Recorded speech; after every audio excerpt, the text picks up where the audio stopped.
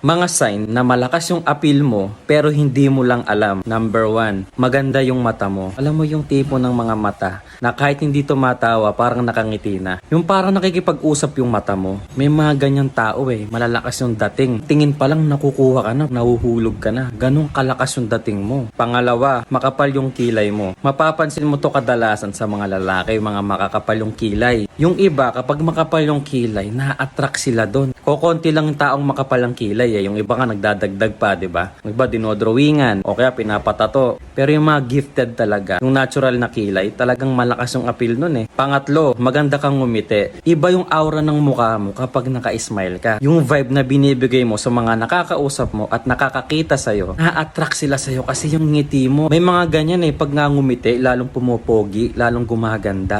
Saka minsan yung ngipin, nakakadagdag ng attraction yan Pag maputi, maganda yung ngipin mo. Kaya